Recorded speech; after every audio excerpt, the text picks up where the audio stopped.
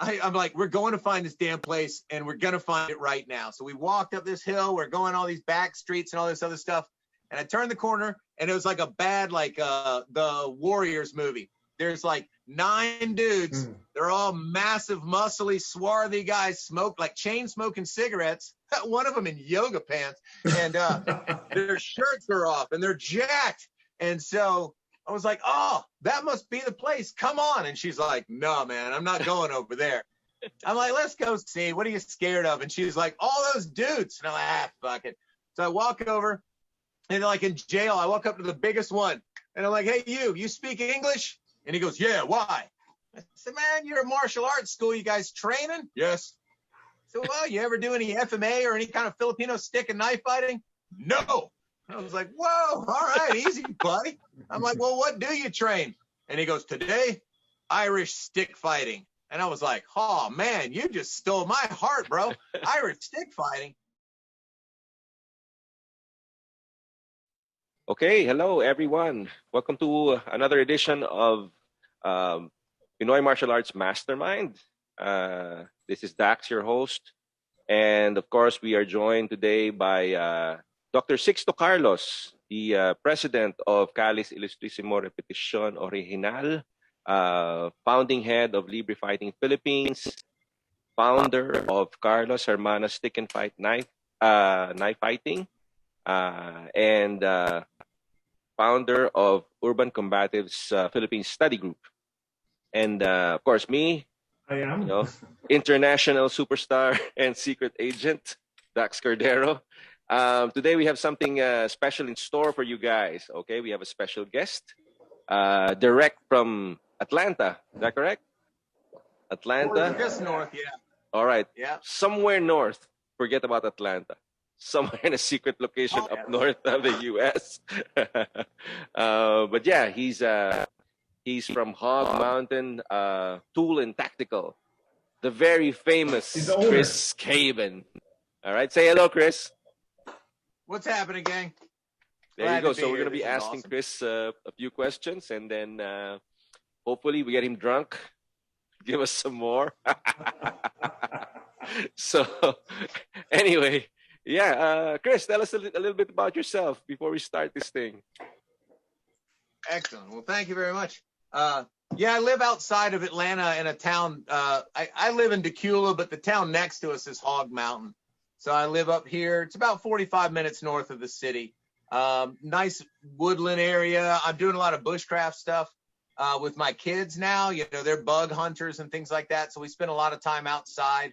And I've been in FMA since 1998. I met Guru Benjamin Salas, who's now in, I guess, Port Washington, Wisconsin, back then. And we started training. We did a lot of WACAF tournaments and traveled around, did a lot of stuff in California. I ended up getting an instructorship under Benjamin and then moving on and training with guys like Steve Tarani, Tom Stippen up in Milwaukee.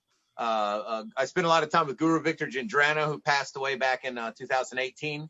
We spent about 8 years. I trained with Doc Sixto's little brother, Basti, and a lot of other really neat guys have done some training with. I got to train with Brandon Ricketts a couple years back with Master Attilio down in Cebu and stuff like that. So I've had a really cool career in FMA, I guess. It's been a wonderful art, like in baseball. Baseball be very, very good to me. So FMA has been very, very good to me. So, and thank you. I talk too much.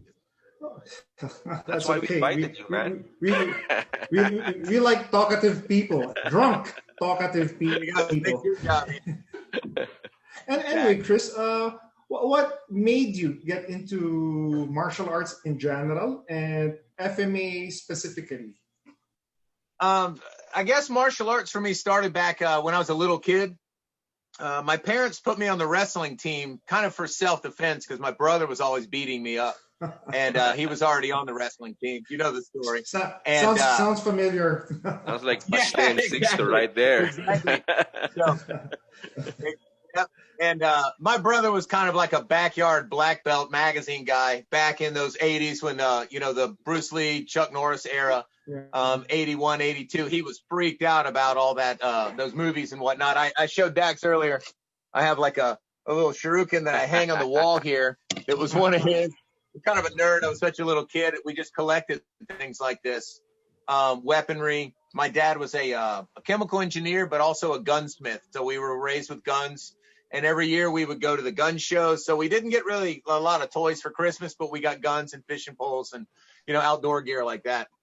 Wow. And after college, started drinking a little too much, or maybe before college, and got out of training because I wrestled all the way through to college. I was on a club team at my university, what they call West Georgia. Okay. And in 2013, a dear friend of mine who's a restaurateur named John Kunkel had been living in Taiwan, came back with some Bagua and was it Xingyi stories about martial artists, but he had made a big stop through in California and was talking about Filipino knife fighters. And to me, that was like the most exotic thing I'd ever heard of in my life. It was like, Caban, these guys can walk under a table with their back straight. The footwork was so low and everything. And I'm like, what? And just blown away by these stories. And as life had it, I was a bartender at that time. And then I started valeting cars. And for whatever reason, my personality, they put me at a lot of the nudie bars around Atlanta. And back in the 90s, nudie bars were huge in Atlanta. People would fly from all over the country. They'd go to Bone's Steakhouse and get a steak. Usually that's where I was pouring drinks in the high-end steakhouse. And then they would go to the nudie bars. You have a good life, huh? When I started. It started out pretty wild. Yeah. I trade some of my Christmases with you, bro. So when, yeah, exactly. There you go. Oh man, yeah. Never bring your work home with you, boys. So he ended up putting me at a really bad place, like a really just really filthy place. And there were fights all the time. So I was working at one point 6 nights a week, and we would fight 2 or 3 nights a week. And it would be, standing out front, just kind of minding my own business, maybe practicing my or this is before I trained, like joking around with the girls or whatever. And the doors would just bust open and fights would come rolling out like a cartoon. And the pro wrestlers were always there. Atlanta's real big for pro wrestling scene. Yeah. And so I knew a lot of those guys, and just from working there. And they had come in with a guy named Tim Catalfo, who is Obaki, under his fight name. He was a big pride guy. He fought some pancrase, if I'm not mistaken. Obaki's a Japanese name for ghost. Because a chiropractor, but had a lot of training and fighting in Japan, shoot fighter. And he worked with Kevin Randleman and guys like that, Marcus Coleman. And they came in one night and they were like, brother, you want to train with us? And I was like 160 pounds. I'm like, no, I can't make it. And one of them had a Thai boxing shirt on. And I was like, what's that all about? And they're like, it's my gym, Obaki. Come down and train with us. And I showed up the next morning at 10 and they were all hungover. And they said, go away, come back tomorrow at 10. And I came back the next day at 10 and they let me in and they were like, well, this is what we have. It's, we're still renovating the building, but we'll have classes in about a month. And I showed up every week for about a month, every couple of days for a month. And finally they were holding classes and they were like, you like my, Muay Thai or Bagua, whatever. But you need to see this guy that does silat. This Indonesian stuff will blow you away. And the guy showed me a little technique right there on the floor, threw me around like a Jackie Chan or something. And I said, well, I got to try it out. That sounds cool. With a wrestling background, the Pinjak Silat really kind of melded for me. And I met Benjamin Salas probably, the next day or two. And we trained 3 days a week for about 2 years. No, it wasn't that long. It was maybe about 6 months, 8 months. And he was like, I'm actually a stick fighting teacher with Filipino martial arts. And that story from earlier with my friend Johnny popped back up. And I'm like, knife fighting? He's like, yes, come with me. And I still have the same pair of sticks he sold me. He said, take these. And if you don't like stick fighting, I'll buy the sticks back from you. And so I kept those sticks. And I've been doing it ever since. I think that was April 1998. And the FMA was kind of like my redneck culture and the Filipino martial arts, and actually the Filipino culture itself is very melded together with the love of blades, the love of barbecue. We have some great barbecue in South Carolina where my family's from. Y'all call it lechon, but they make it kind of the same way. So very cool. So it's been a great meld for me, training wise. Yeah, it's funny that you're talking about your introduction to the Filipino martial arts. My experience is around the time that you were discovering Filipino martial arts. I think I was in the States back then for a visit, and people were asking me where I was from, and I said, like I remember this kid in we were in LA, and then this kid wanted to play with me, and he said, "Okay, where are you from?" And I go, "I'm from the Philippines." And he goes, "Oh, is that farther from Chicago?" I go, "Definitely." I was gonna ask you, like, what's more exotic, the knife fighting or the word Filipino? I'm thinking at time. Yeah, sure. a little bit of both. Yeah, absolutely. And LA, I can't speak to the culture, but I've been told a lot of guys never leave their neighborhood. So that's one of those. I've heard of that. Yeah. And so they don't know what's beyond, the next hill or whatever. And I think that's kind of sad. My family, they were really hard workers. We had nothing when we were kids except for like guns and knives, so not a lot of toys and whatnot. But my mom was really adamant about travel. So every year my brother and I would get thrown over to our grandparents, which we loved. Our grandfather was the coolest guy in the world. He was a badass. He beat the crap out of people. We were little kids watching him beat up like high school football players, pissing him off at gas stations and stuff. And he was awesome. His name was Daddy Jim. And he had a big farm, and we did the pig cookouts and all that. And then while we were there all summer, my family would just travel. They would spend every dollar they made that year going to Europe for maybe a month or two or something. So they spent a lot of time in Brussels, Ireland, France. My mom was a Francophile, so I had to learn all this stuff about table etiquette. I went to Emily Post etiquette school. That's what led me to fine dining, bartending, really? Oh my goodness! Okay, well, so Chris, you're actually cultured, huh? Well hidden. It's well hidden. There's a callus of sarcasm over it, but so they would travel the world, and then they would come back and pick us up with these awesome little toys and like cool books, and we learned about like Asterix and Obelix, which is a yeah. Well, you know them, okay? Yes, they're very popular. Grew up with that, yeah. Oh, cool. Very cool. In America, nobody knows about them. And to be a redneck, like a big chew in my mouth, bass fishing redneck, and to be talking about, my favorite Gaul hero, people are like, what the hell is wrong with this kid? And it wasn't like the folk metal. Yeah. So Asterix. It's kind of. No, Asterix was it was in the funny papers. Like, we would get that. Wow. Yeah, we get that every day. Yeah, we had the Smurfs, which is I think the same guy, but we never got Asterix here. And the only people that I can ever talk about that are my European friends. So when I went to France last year, I met this guy who's a fanatic of Asterix. He has all of the books in English, Spanish, and French, and he has all of the figurines. And he gave me Obelix statuette, and I brought it home here. Yeah, the big guy. Yeah, that's awesome, carrying around the big rocks. We have the little figures. Yeah. I've had the figures since I was probably 10. And then my father has every book, just only in English, because he's not multilingual. But it's so neat how that was part of the blade culture that I was raised in. As a little kid, I got my first buck knife when I was maybe 9, and it has my name engraved in the brass bolster or the puño kind of area where the backlock is. And so my dad was really into that kind of stuff. And so to be a little kid and to have this like a little Viking statue or an Asterix or something like that when my family came back from these trips was always so rewarding. We got to hang out in a culture where, when I was 13, I was driving trucks. I could leave town in my grandfather's truck and come back whenever I wanted to, or go do donuts out in the field or something.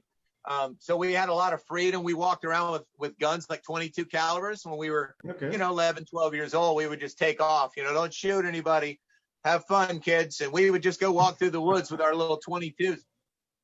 So all that kind of stuff stacked up to where I am now, But that, going back to never leaving your neighborhood, my family really implanted that idea of, you need to get out, you need to see the world. So they took me to Australia when I was 17 on a work trip. It kind of sucked. I had to spend a lot of time in a hotel room, just like this, because they were, don't go out. If you do, don't go drinking. They went all over the world, and they kind of inspired me to do that. So prior to getting married, I was in the Philippines in 99. Is that right? No, England 99, Philippines 2000, San Diego 2001. I got offered a job at Buck and turned it down. I was hanging out with the Strider guys at the time doing jiu-jitsu, Okay. and I would drive up to Santa Monica to see Inosanto. I did that every year.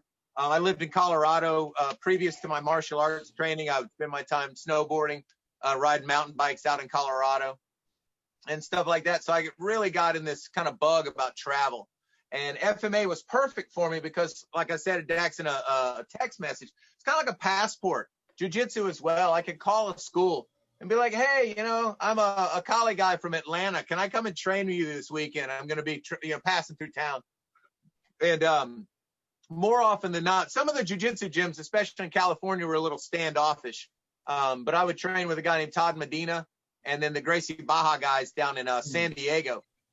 And traveling was just something that really kind of it opened my world, not just in martial arts, but in social aspects. Like on Facebook here, I'm talking to you guys in the Philippines, and my morning is usually something like an email from Europe from Mikkel Willemsen, my partner in Denmark, the knife maker. Shameless plug, Willemsen, Copenhagen. We like shameless plugs here. Oh yeah, sure. I have a kind of a defunct jiu-jitsu gi company I call Deep Half. So I'm always on the phone, texting my guys in Pakistan first thing in the morning. And what was really cool in 2000, I guess it was 2010, I was working for a brewery. I had left the wine companies. I went valet, wine sales, brewery sales, and then the Abyss in 2010. When the brewery let me go, I moved to Guatemala and was teaching FMA and MMA in Guatemala City. And that place is a little bit like Manila. I mean, it is dodgy as a mofo. 3 out of 33 people that I had as students were murdered, whether they be brothers or sons or nieces. Oh, wow. Of the 33 people I hung out with, they had immediate family that was killed while I was there. And I got robbed by the police 2 or 3 times. I would train like in Sariaga in this park, and the police would line up before they would march through the rich part of town they call Zona Viva. All these black shirts with their mismatched AR-15s and broken Kalashnikovs and stuff like that. They would all stand together and watch me and my student Pollo and another guy named Walter work out at this park. And they would just be like, what the fuck is that guy doing? But I had a little wavy-bladed Chris I got in Cebu, and we would get out there and beat the hell out of each other in Guatemala. So sounds like home. Has been essential to my yeah, a little bit.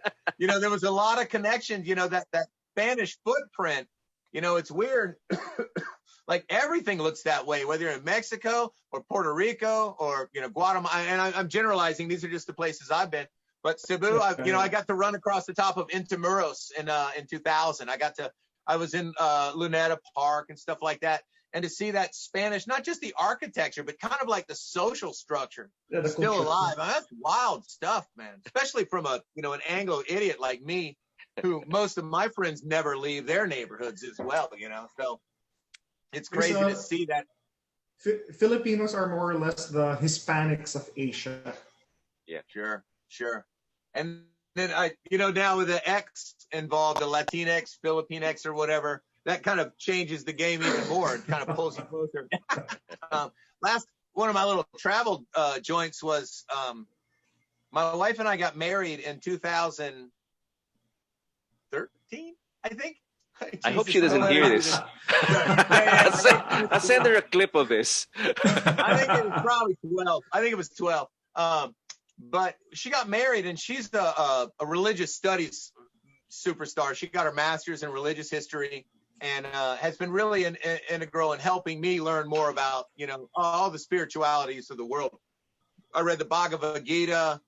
We have a copy of the Quran, stuff like that. I'm not like reading every night, but they're just part of her education, and I was a part of that journey when she was going through her master's, and I like to kind of be a part of that. And her focus was Greek and to some extent Roman history.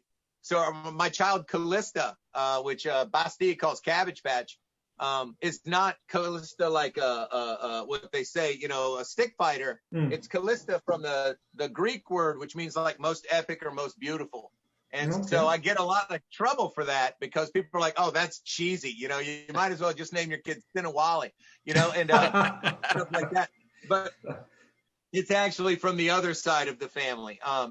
But what happened when we got married, right? The day before a Blade show. So we had some Blade show friends and stuff like that, because Blade show is here in Atlanta. You guys are probably getting wind of that. It's a big knife convention every year here in Atlanta. And so she got on a plane 3 days later and flew to Athens and spent 3 months in Athens. So I got married and there was instantly a bachelor again. And I had to be a good boy now. Not that I ever had any luck with the ladies anyway. But so she flies to Athens. 3 months later, I jump on a plane and I fly out there. And there's some longer stories involved. The world is a very small place. Yeah, and so we flew out. I had already seen that there was a martial arts school in the city called Setia. We were going to the little town as far east as you can go on the island of Crete. And they had Ving Sung with the T and the V and all that stuff. Yeah. And so every night we were out drinking, I would try to find this place around town. I just never found it. And maybe like the fourth day before we leave, I'm like, we're going to find this damn place and we're going to find it right now. So we walked up this hill. We're going all these back streets and all this other stuff. And I turned the corner and it was like a bad, like the Warriors movie. There's like 9 dudes. They're all massive, muscly, swarthy guys, chain smoking cigarettes. One of them in yoga pants, and their shirts are off and they're jacked. And so I was like, oh, that must be the place. Come on. And she's like, no, man, I'm not going over there. I'm like, let's go see. What are you scared of? And she's like, all those dudes. And I'm like, fuck it. So I walk over and like in jail, I walk up to the biggest one and I'm like, hey, you speak English? And he goes, yeah, why? I said, man, you're a martial arts school. You guys training? Yes. So, well, you ever do any FMA or any kind of Filipino stick and knife fighting? No. I was like, whoa, all right, easy, buddy. I'm like, well, what do you train? And he goes, today, Irish stick fighting. And I was like, oh, man, you just stole my heart, bro. Irish stick fighting. You know, went into this little story about my grandpa and stuff. And he was like, who is that? And I turn around and look, and I'm like, oh, that's my wife. He's like, well, why is she standing over there? And I said, she's scared of you guys. And he goes, well, aren't you scared? And I was like, not really. And he's like, okay, good. He goes, you come here. And she like shyly walks over and he reaches in his little fanny pack. He pulls out like a handful of euro and he just hands it to her. And he goes, go next door and get a coffee. In 2 hours, I'm bringing him back and he's going to be broken and sweaty. And I was like, wait a minute, what? And she was like, thank you, and ran over to the coffee shop, which is where she wanted to be anyway. And this guy beat the dog shit out of me. I have not had a throttling like that. He had me, it was very Silat-esque. He was grabbing the chin and pulling it back over his knee and then like pounding my chest. His name was Henrik Rober from Trinity Combat. He's out of Stuttgart, Stuttgart, Germany. And this was he was teaching kind of like Trinity Combat. And then the following day would have been Doyle family Irish stick fighting. So here's your boy on his honeymoon, partying and hanging out with a bunch of badass, Irish and stick fighters and Wing Chun guys in the middle of like the farthest east you can go in Western Europe. And my wife is like, we're on our honeymoon. We're on our honeymoon. I'm like, it's okay, honey. We got one more day of training and then everything's back to honeymoon time. And she was so pissed off, but they showed us the world. They bought us dinner every night and drinks, and we got plowed all the time. They took us to a beach that she really wanted to go to called Vai, which is the only palm tree forest in all Europe. And it turned out that they gave us a ride back from the east of Crete back to the west of Crete, which is the city called Heraklion, like Heracles or Hercules. Yeah. And we would jump on a cruise or like a cruise or a ferry and go back to Athens from there. But it was really funny. We had a great time. So yeah, Greece was an amazing trip for me. Just because of the potential. Like I said, my passport in martial arts has opened so many doors. And then, apparently so is the wine world.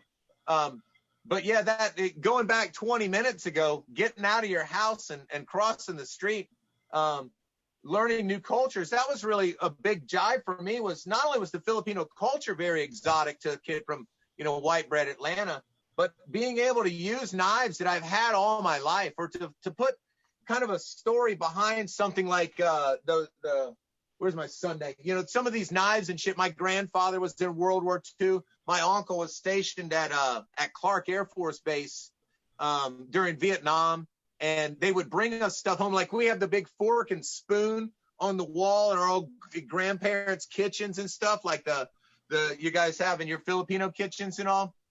So it was so cool to put all that together in my older years, and then now to keep playing at 50 almost. I'll be 50 in March. Just an amazing thing, and it's like nothing I would have ever dreamed of as a kid. So yeah, you were talking about the Filipino martial arts as your passport. For some reason, 100%. For some reason here, because I only have one Filipino martial art, and that's Sixtos and Bastes Carlos Hermanos stick fighting and knife fighting. Right. But for some reason, but that's you had some Kiro training also. Yes, for me. yes, also. But mainly, people know me as more of a Carlos Hermanos guy, and whenever I come upon a group or a person who I know is into Filipino martial arts, I've learned enough to not even mention that I'm into Filipino martial arts. I don't know why, but it seems that Carlos Hermanos has that reputation here. Not a lot of people like us. Why is that, Sixto? It's Basti. It's Basti. No. The thing is because we actually fight. A lot of guys here don't fight. Okay, so. I like that answer. I'll agree to that. In 98 and 99, we would fight at a local bar in the ring in between pro wrestling matches. And we would stick fight. Holy crap. And it was so funny. Oh, man. It was on a road that had another bar across the street with a big patio, and they would like yell at each other across the road in between.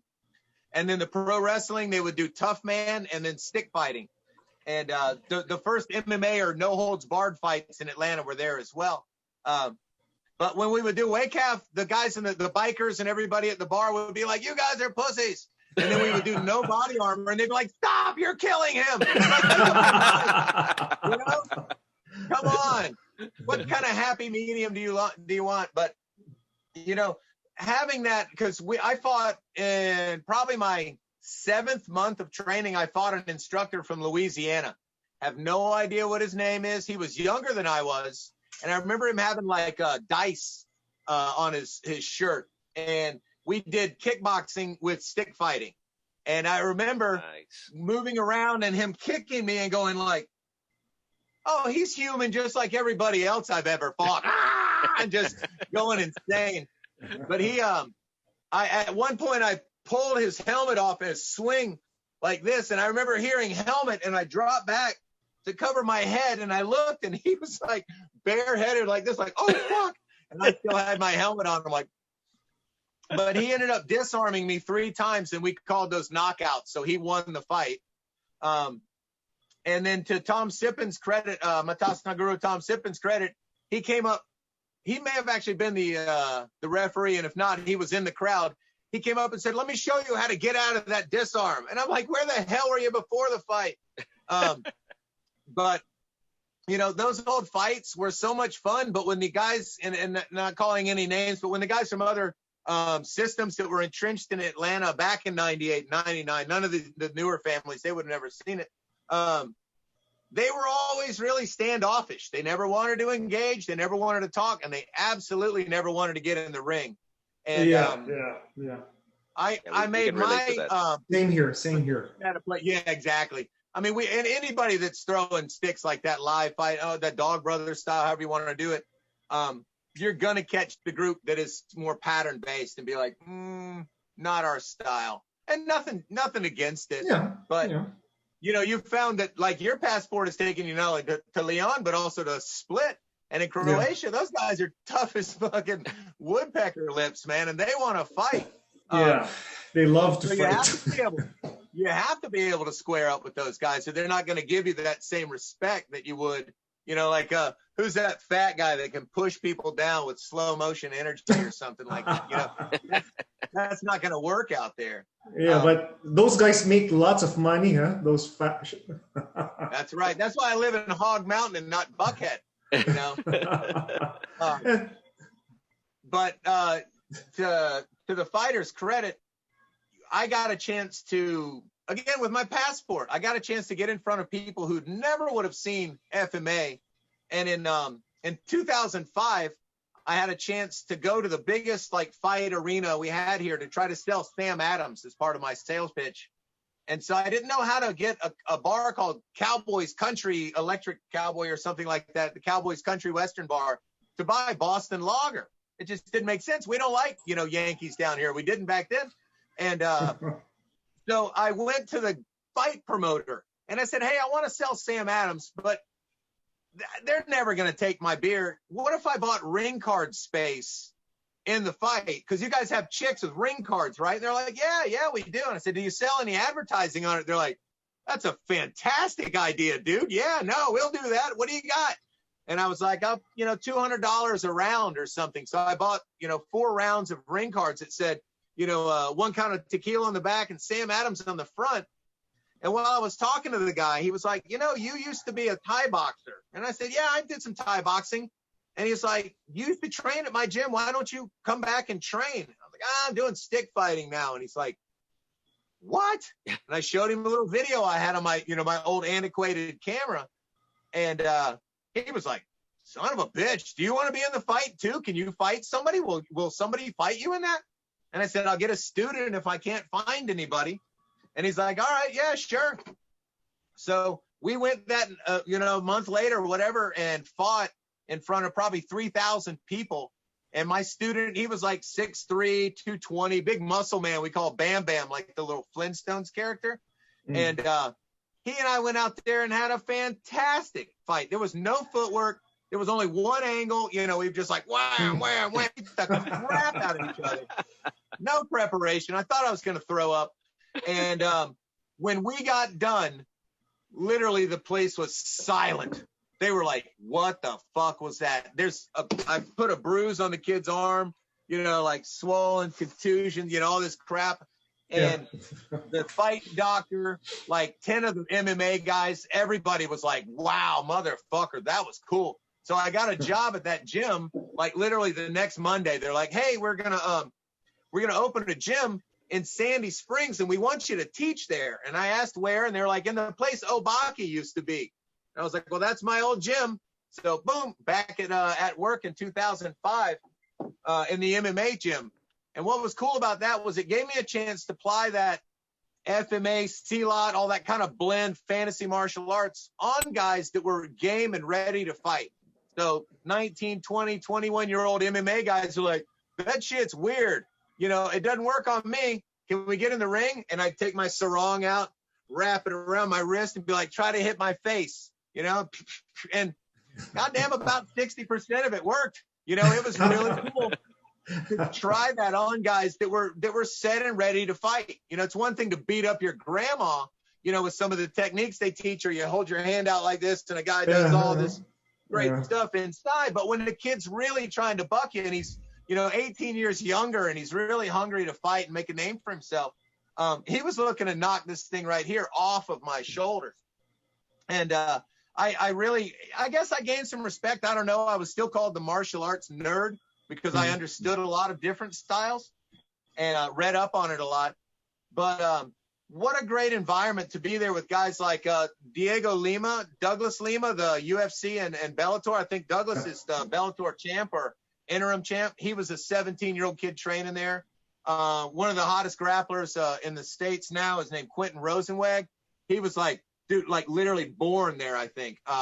These guys, such great. Rafi and Junior Asunsao, which are both UFC credit fighters. We had Gracie Baja in our house for a while. So just what let's see who else used to train there. Mark Selby, Warren Thompson. I mean, just great, fantastic fighters.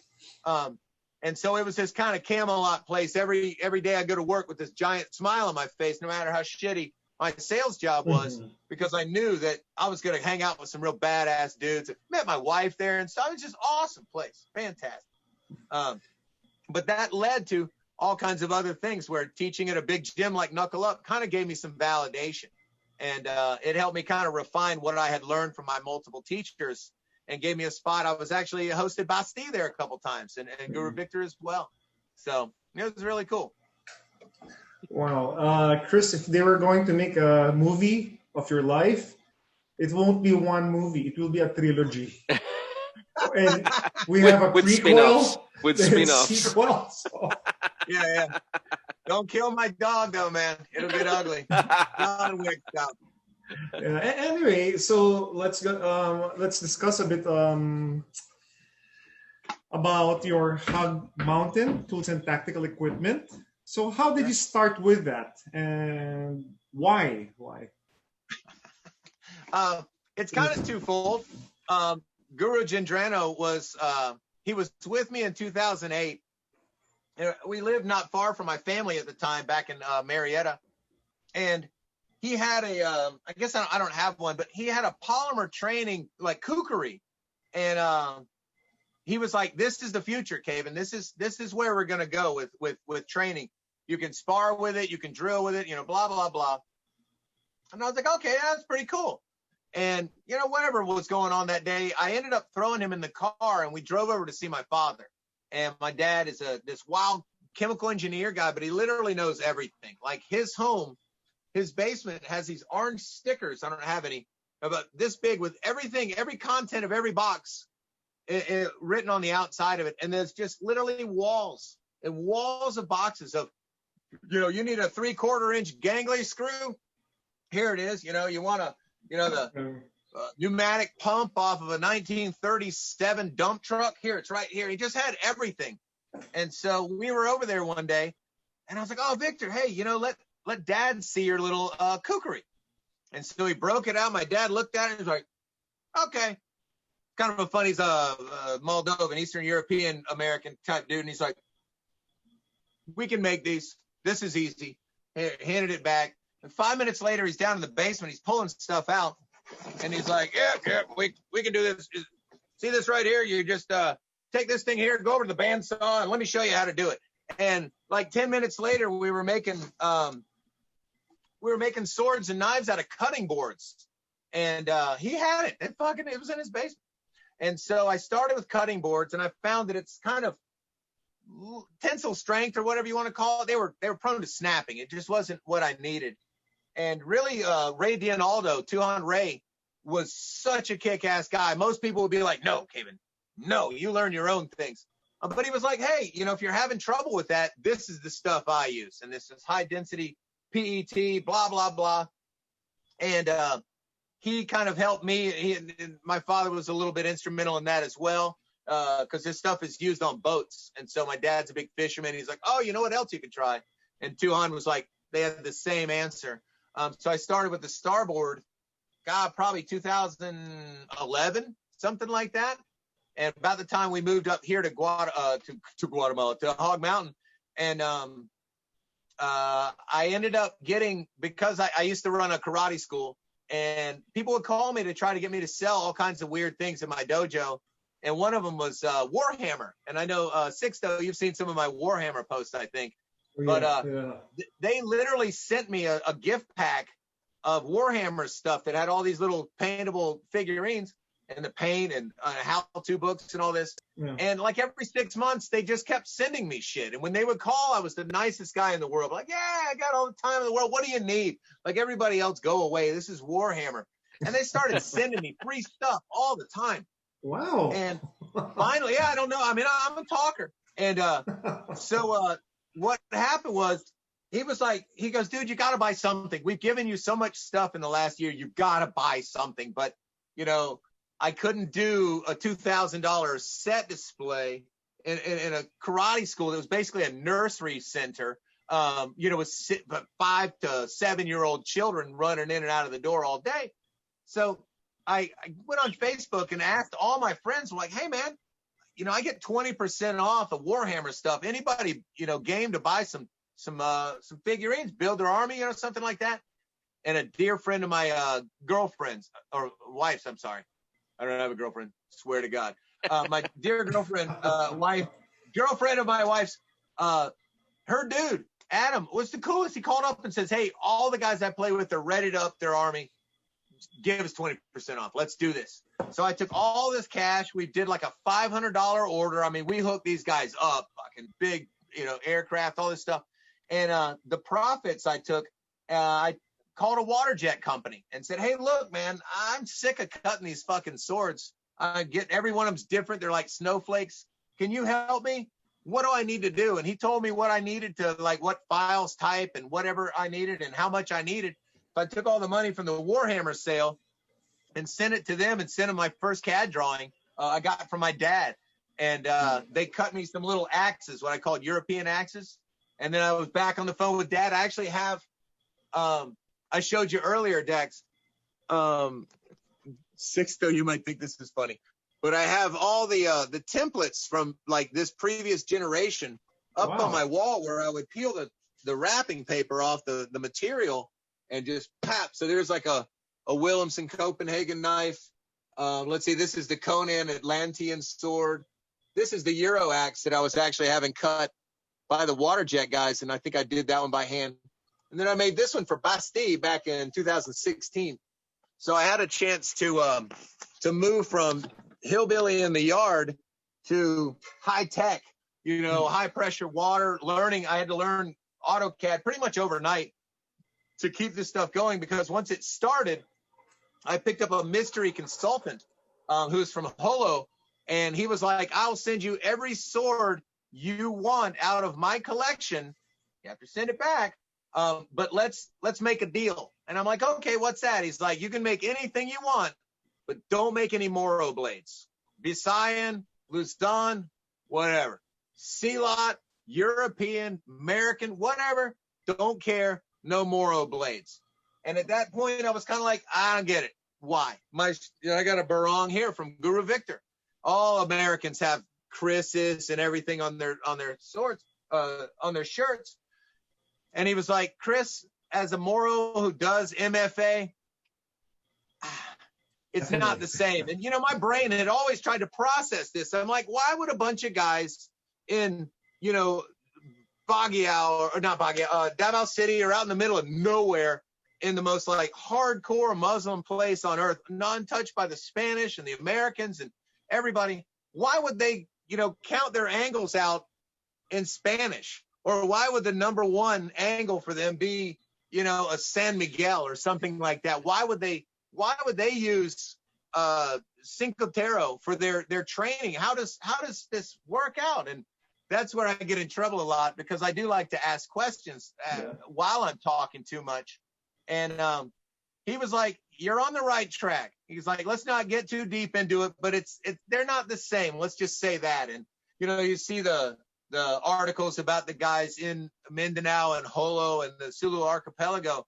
They don't look anything like the vested, Roland Dante's kind of character, and we're so modernized with our FMA to say Kali is a bladed art of the Barong and the Chris and the Campilon.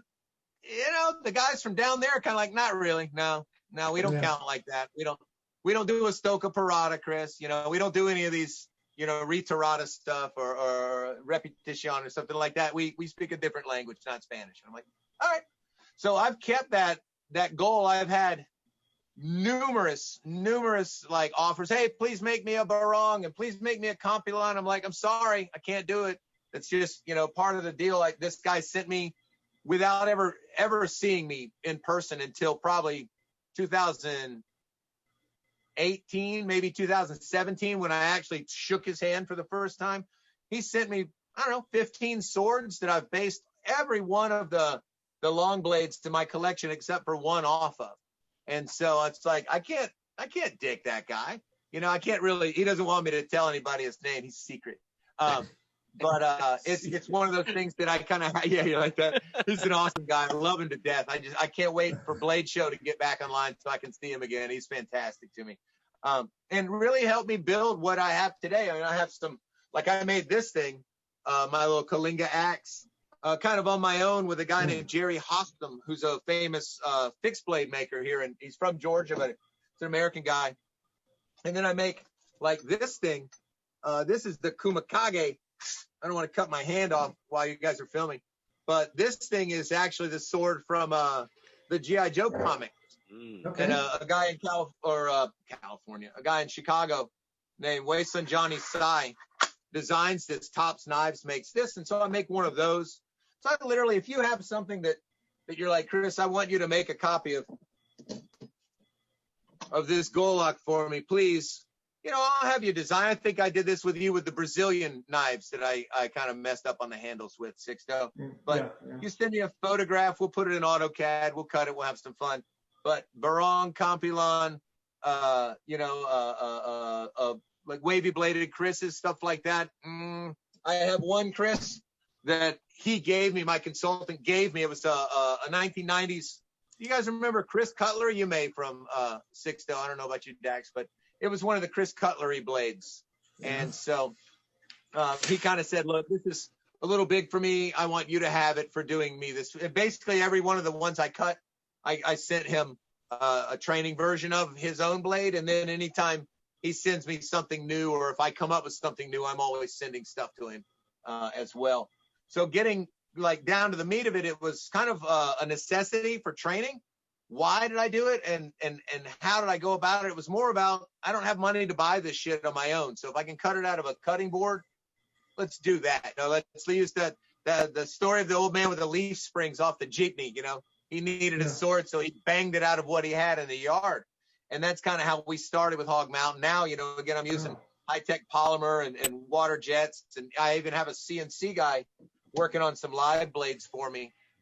But it's it's one of those things that was necessity entered the world in the way of, I don't have money, I want training. And then one thing led to another. The reason it's online now, and the only way it's on Facebook, is when I was working at that karate school, my partner was really avid, especially in the early days we worked together, on his phone. He was always playing phone games, his Summoners War, Clash of Clans, stuff like that, like every 10 minutes.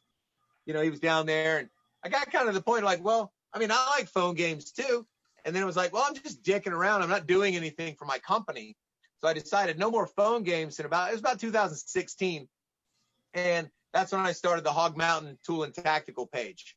And I made it my phone game. I'm like, if I'm going to play on my phone, I might as well try to make some money off of it.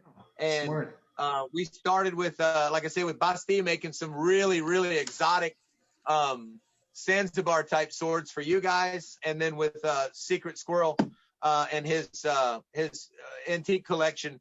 As it grew, it became a really wonderful phone game, because like now I have pieces in New Zealand, Taiwan, mainland China, Japan, Philippines, London, Denmark, Croatia, yeah. There's another one in there, Italy, Brussels, there's somewhere else. And also with that kind of phone connection and the world passport, I also met my hero in life again, Mikkel Willemsen. And so when I travel with him, I always take little pieces with me and hand them out as I go along. So it's kind of one of those things that helps me connect with the people around me. As I'll say, here's a little platypus or something like that I made for you, a Bowie knife. I got 5 of you. So that's kind of where the inspiration came from. Victor Gindrano showing my dad something and going like, yeah, we can make these, brother. Let's do it. And it's been amazing ever since. Okay, Chris, I just want to tell you something. In the Philippines, I'm probably the guy with the most Hog Mountain equipment. Yeah, there you go. That's quite a collection, my friend. And it's going to grow. That's not complete. I left other stuff in my gym. Okay. One thing about Hog Mountain is your stuff. Okay, to tell you the truth, there's a lot of guys selling trainers here, But there's a big but. I prefer yours. Big reason. I bought some local stuff here. I won't mention the source. My daughter, she was 11 years old back then. She broke it after 2 uses when she was hitting tires. Wow. With yours, I'm not sure how long I've had this. Basta gave this to me. Oh, wow, yeah. This has been with me for 4 years. Yeah, 4 or 5 years, sure. That's from the original, yeah. And I hit tires with this. I hit headgears. I hit this with other weapons. They just don't break. They do not break. One of the things I found is I stick to the original design.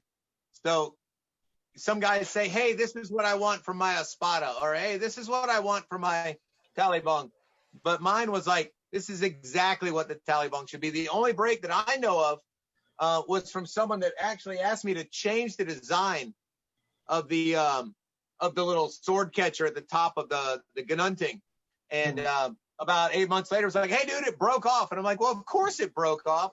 You took the design and changed it. You know, it was designed that way not to break. But other than that, yeah, I mean, if you use them the way they're supposed to be used, you're going to find that they'll last for a long time. Even if you go, you know, we'll drill edge to edge when we're doing, you know, like our patterns or whatnot. Yeah. We'll go their edge to flat of the blade up against like a fencing helmet. You know, they get a little bit marked up, but you take the flat of your knife and scratch across the top of it, and it'll smooth it right out. And one of the things I had made a video. I'm real bad about making Hog Mountain videos, but I had made a video about it where this is just a piece of scrap, and it was all chunked up from fencing helmets, and you basically just scratch it like that, and you'll peel the little bumps, undulations, whatever you want to call them, right out of there. So if you know your favorite chef, his knife has kind of a contour based on how he's sharpening his knife over the years. If you're using your trainer right, it's going to get beat up, and you may have to go in there and start kind of changing its dimensions a little, so it'll be more unique to you and your style the more you beat it and stuff like that. But yeah, I've got a tire stack here in the backyard, and everything literally almost, it's gotten to the point with large orders and stuff, I can't do it. But if it's an individual piece, every one of them goes out there, and I blast the tires for a couple minutes. So people look at it and be like, God dang, what happened to this thing? Because bam, bam, I want to make sure that it's right. And especially on like a new design, I definitely don't want to give somebody something that's got a weak point or anything. And that's with Luzon, it's kind of easy because a lot of the blades are in that kind of like 26, 28 inch range, other than the Zanzibar, which is really thin. And literally, I went back after the first Zanzibar, it's like the one you have. I changed the design a little bit to make it a little thicker because I after hitting it, I was like, wow, there is some wobble to this blade. So I try to do a little R&D as I go. But if I stick to the original design, the way the old men did it back, you know, in the 30s and 40s, I modeled most of my my blades off of. They really knew what the hell they were doing. You know, that's really, really durable stuff. So, and thank you for the collection. That's awesome. This is my next plan. After the pandemic, when it's over, I'm planning to set up a tomahawk tournament, and we'll be using this.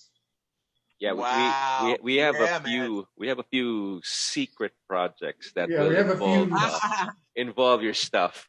Yes. I love it. So I'll be ordering another one of this design, and after the pandemic, we'll start using them. Okay, full Chris, speed. Yeah, Chris, why don't you show the guys out there, like, you know, your Cali sticks? Those are interesting. These are cool. The polymer sticks, yeah, the polymer sticks. Polymer sticks. Yeah. Where are we at? So yeah, these are the sticks. This is a different kind of material than I make the blades out of. This is more of a nylon base, where this is a polyethylene. This is more like Coke bottles. Okay, it's nylon. This nylon it's got some flexibility. I was making them at 28 inches and I brought it down to 26 just to pull a little flexibility out of there. So it's got the strength for chokes and locking and stuff like that. The idea behind it was my original teacher, Benjamin Salas, is kind of a germaphobe. Just going to go out there and throw it out there. Sorry, Benjamin. And he has the cleanest gym on the planet Earth, especially now. He was already like this with the big air filters and the HEPA, the cleaning agents and everything. He was like this before we had any COVID. And he said, Chris, I want to introduce FMA to my program, but I don't want the material from the rattan all over my floor. You know, I've got guys that are going to be putting their face on there and stuff like that. I just don't want it. Come up with a way to get me some plastic sticks. And I went through probably about 5 or 6 different phone calls to my plastic supplier.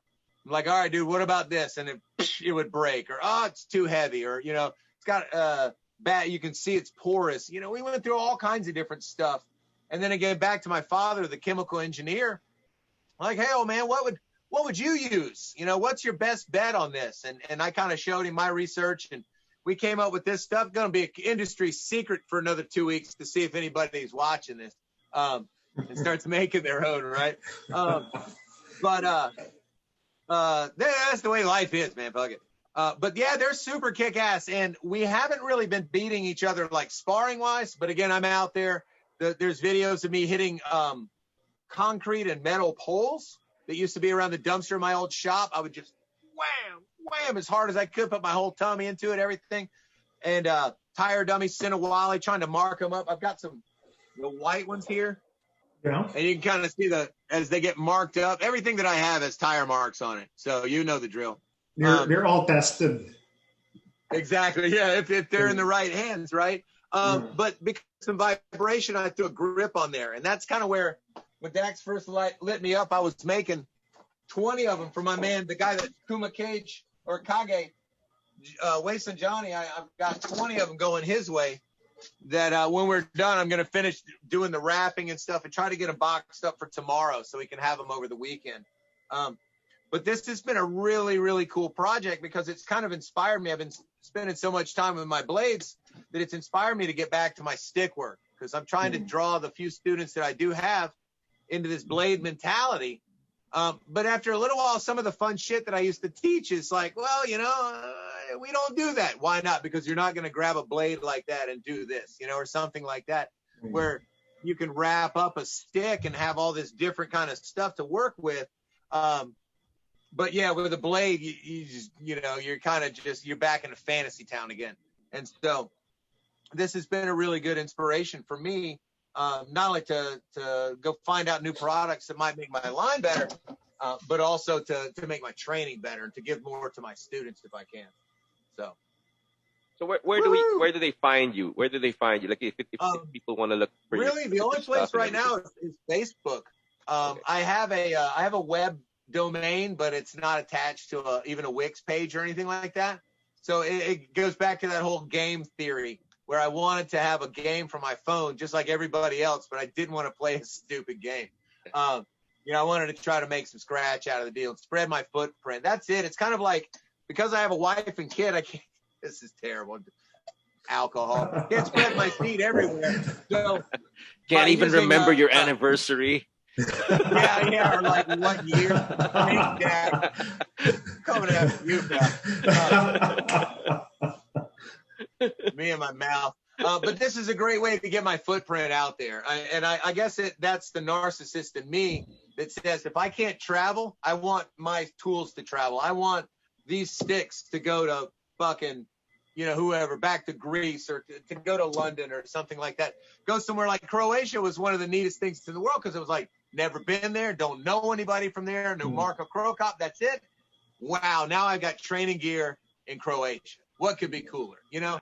Anyway, Chris, besides your Hog Mountain equipment, I remember you also have a knife that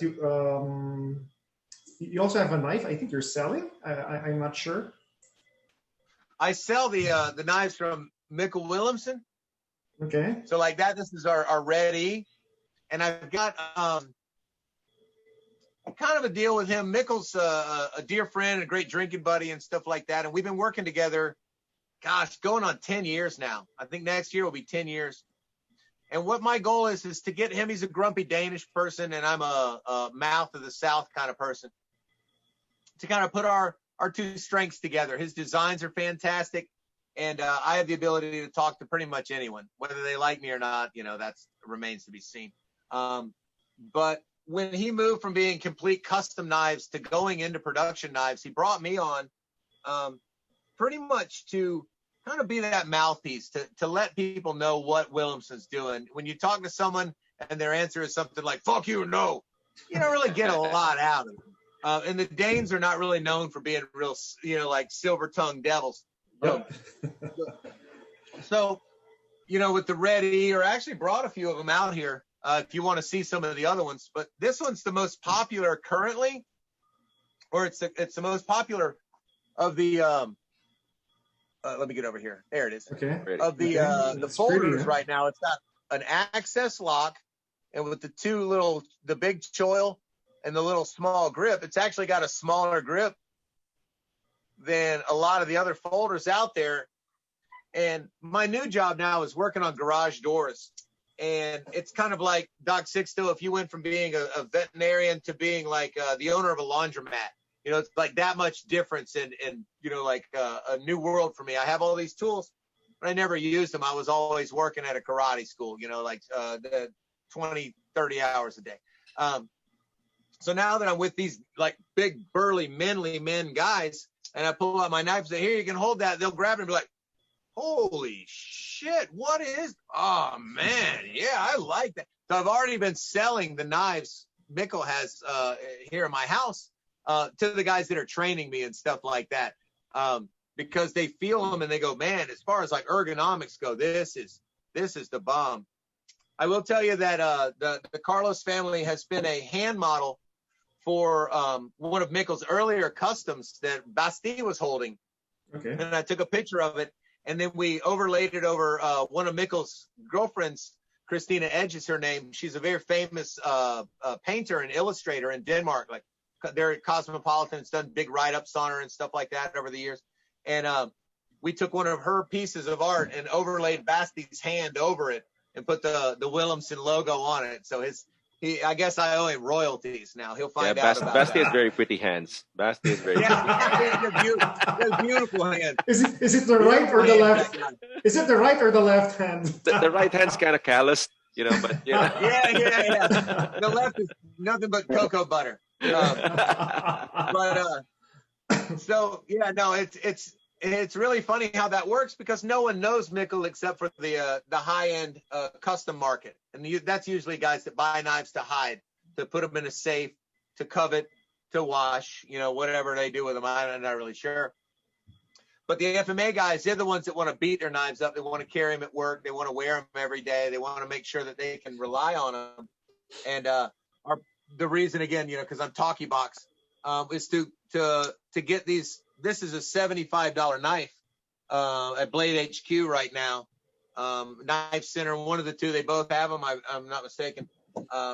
We're also working on a slip joint for guys. I don't know how the locking laws for you guys in the Philippines are, but a slip joint is like No laws. the old knives. Like a case. What laws? What's that? What law? There's no laws. Yeah, there you go. I'm sorry. We're like the No Wild laws. West over here. No laws. Well, Suggestions. there you go. Yeah, I was gonna say the lines painted on the road are not to keep you out of the lanes. They're just a suggestion that you don't cross the lane. Drivers here, we drive like swimmers. When you swim, you look down the pool, you just follow that line. It's right in the middle. No, here's my most talked about observation about driving in the Philippines, because I've driven there. And then, like I said, I drove in Guatemala. I had a giant F350 dually truck in Guatemala. And all the Americans are like, how do you drive here? And I'm like, you hit the gas. In the Philippines, like in America, if you guys have been in the cars here, Dax, I know you've been here a bunch. Sixto, I don't know your history here in the States. We have this mindset where it's like, get the hell out of my way. I'm going there. And we go fast in a straight line. Get out of the way. We'll run you down. All right. I've driven. In the I've driven Philippines, there. Yeah, yeah. I've you experienced that. guys drive laterally. Yes, And so we're as we're very driving agile this way, drivers.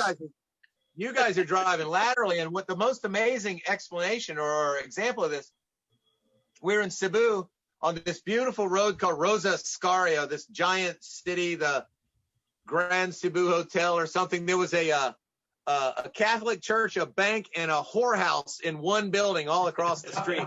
And all your money was consolidated in that Like one Mega building. Mall. It's Mega Mall. So we watched this lady with her two kids walk from our parking lot over to that palladium of finance. And she did the most amazing thing I've ever seen. She did, Dax, what you said. She looked at the ground and she held her children and she walked a very slow speed across the road, and everybody went around her. Yep. All right. Yep. I noticed this also diving. If you're around large fish that school up, and if you're going to dive through those fish, they just kind of barely get out of your way and let you pass through, and then they close the gap. And that's kind of how driving seems to be, or at least crossing the road. We saw some young like Europeans trying to run in and out of traffic, and it was like a murder scene. It was like, man, you guys are gonna fucking die. Watch the locals. And that worked for me in Guatemala as well. I never ran across the street in Guatemala because I knew if I do something weird or some quick movement, I'm gonna get hit. Yeah. But Just if I go walk straight. really slow, everybody Just knows go what straight. I'm doing. Yeah. Yeah. They'll get out of the way. People won't even be bothered. You know, I had a visitor before from the U.S. and he said, I noticed when it rains, you drive by ear. And what does that mean? It's like you just change lanes without even looking because it's raining. It's raining really hard, and then you change lanes and you just wait if there's somebody honking at you. Because Like if somebody's honking, you just yeah. just go back if somebody honks at you. So you drive by ear. So There you go, or like a moped guy hitting your car. Yeah. Exactly. Anyway, Chris, it's been great. Okay, thanks so much. I think there's definitely going to be a part 2. We love your stories. But before we let you go, Yep, we have to ask has a something. very important question to ask you. We've been dying to ask you this. We hope you're drunk enough to reveal your most personal insight on this. Sixto, please ask. Okay. Team Johnny or Team Daniel? And why? And why? There you go. It's been a long time of over talker. That show, I'm 1,000% Team Johnny. And I'll tell you, these guys right here were not always my best friend. And I've got friends that I grew up with that literally look exactly. I mean, one guy especially looks exactly the part. And the joke, when it came back on TV, was like, that's my buddy Robert Mitchell had he done martial arts, man. Waking up on the floor in the pool of, the beer cans and everything like that. That literally, other than my beautiful wife and children, other than the fun I've had and the great travels and stuff like that, a lot of people have been dicks to me, and I've found my way into a lot of really crap situations. And so I know what it's like to be that down and out dude. I haven't had the Trans Am with the fucking faded paint or nothing like that. I still listen to a lot of that music, a lot of Rat and oh yeah, a lot of love the music. Love the music. Yeah.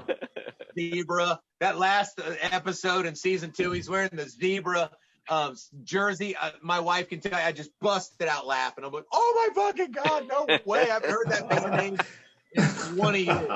So I still connect with that guy. And what I love so much about him is that kind of like the id of American malehood that we lost a little bit, not the toxic part. We needed to get rid of. Some people are just dickheads, we don't need that stuff. But the guy, he's talking to his student and he's like, oh, you met a girl, huh? Is she hot? Oh, she's nice and she's got this. Is she hot? But she's got this. Is she hot?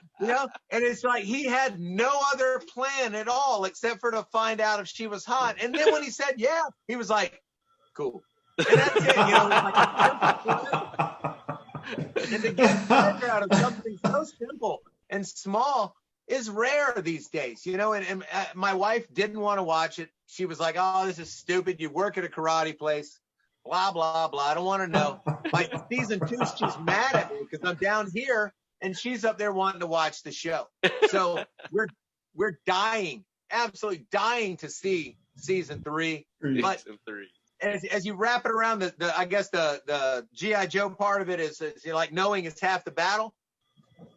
Knowing what it's like to have multiple instructors as a martial artist makes me look at Johnny's situation and say, you know, he needed another guy. That Sensei Creel or Creed or whatever his name is, he needed a second. You know, he needed a balancing act because in the original movies, he was that dickhead that we all hated. You know, he was that dry, all this other stuff. He was mean to the kids. He was hard on the kids. He needed that balancing act. Maybe not, you know, a 300-pound, you know, third-degree, you know, Taekwondo lady or anything like that. But someone that just wasn't so geared up to be an asshole to balance Johnny out. And he probably would have had a different story arc in his life. But, you know, again, when it started, I was like, I was like a Ren and Stimpy character. When he, you know, came, like he got knocked out in the Valley Open and then woke up on that floor in that shitty hotel. I'm like, man, right there with you, brother. So they hooked me right off the bat. And, you know, I think the production of this show, you want to talk about that? Very well done. And I think the idea of having the human side of all of their stories come out. We may even see that Sensei Creel or whatever, you know, he's just a broken clock like the rest of them, you know, and he's not just a demon dickhead, that he might have some redeemable qualities. Probably not. Probably not. I'm just talking now. All right.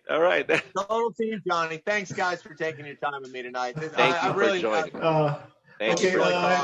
Chris, this is one of our more entertaining interviews. I don't think I'm going to be doing much editing here. It's too good. Oh, wow, okay. Wow, that's cool. Yeah, maybe next time we just do live. So. Oh my God! Oh wow, that's a thought. Yeah, that's a thought. That's a bit dangerous, but we can do that. But it can't be morning here. Maybe do it morning there and probably around midnight here, because you know at least the kids won't hear. Exactly. But Chris, thanks so much. Thanks so much. Absolutely, okay, guys. It's been a pleasure. It's been all on this side, man. Thank you very much. Thank you so much, and you have great stuff. I love your stuff. Okay. Plug your stuff your page again. Plug your page one more time before you leave. Hog Mountain Tool and Tactical. The best. There's my little buddy right there. Is he fitting in the screen? Yeah. All right. That's my piggy right there. All right. Thanks, bro. There's more. Stay safe. Thank you, guys. You do the same. Appreciate it. All right, man. Wow, Dax, that was a great interview. I think he's on our top 3, but I think he's the top 1 most entertaining person we've interviewed. You know, I knew that he made good stuff, but I didn't know that he was such a great storyteller and a lot of stories to tell too. I mean, you know, actually a cultured guy, like you said. You're a gem, Chris. You're a gem, Chris. We're gonna get you back. We're gonna get you back. Going back to this Hog Mountain stuff, they're actually good. I love them and they don't break. I almost exclusively use them. They're very tough. They last. Yeah, and then for the people out there, we have some stuff in store for you guys that we'll be working on in conjunction with Hog Mountain and Chris. So you guys watch out for that. You guys watch out. But yeah, entertaining guys. You know, and I said, I probably won't do much editing with this because the stories are too good. Stories are too good. Actually, I forgot about martial arts when I was talking. Who gives a, you know, about this was better, you know. You know, we came, okay, for the guys listening out there, we came up with these questions. We just threw them out. You know, this was much better than what we had in store. Anyway, yeah, thank you guys for joining us, and hope to see you guys again next time. Peace. Okay. Stay safe. All right.